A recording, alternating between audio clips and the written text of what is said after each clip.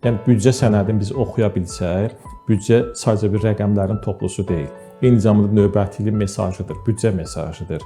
Büdcə haqqında təəssüratlar yaradır, büdcə haqqında gözləntilər yaradır. Büdcə bütün bunların hamısını hər bir bəsrək gözü açıq olan iqtisadçılar tərəfindən başa düşülür. Bu baxımdan mən razıyam ki, büdcə mövzusu biraz da ilin sonuna doğru gedir və növbəti ildə büdcə gözləntiləri var bizim vətəndaşlarda. Bu baxımdan növbəti ilin büdcəsini sizin belə nəzakətli formada eyhamla ifadə etdiyiniz kimi mən çalışacağam ki, belə asan, orta statistik vətəndaşlarımızdan başa düşdüyü dildə olsun deyə 100 manatlıq bizim təsəvvür edin ki, bir büdcəmiz vardır. Yəni 100 manatlıq bizim bir gəlir piroqumuz var.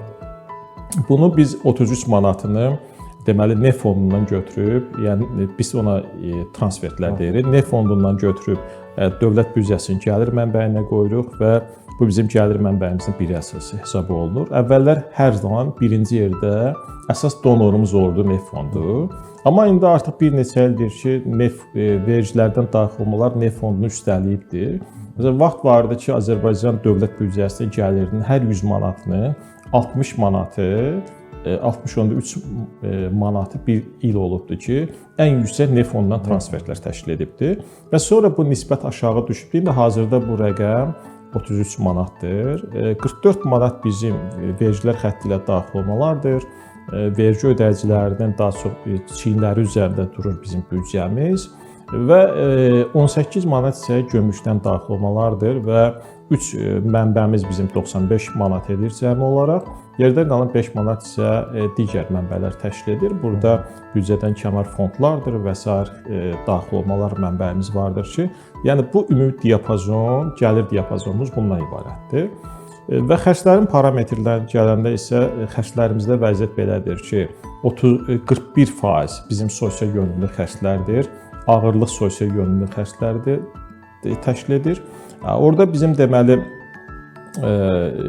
hardasa 12 manat, 100 manat, 12 manatı təhsil xərcləridir. Bir o qədər 12 manat səviyyəsində olan bizim sosial müdafiə, sosial təminat xərclərimizdir. Orada səhiyyə xərclərimiz də var, o çox kiçik bir rəqəmlərlə ifadə olunur. İkinci ən böyük sosial yönümlü xərclərin istiqamətindən sonra gəlir bizdə ikinci mərhələdə durur müdafiə və milli təhlükəsizlik xərcləridir. Bu 21 manat təşkil edir.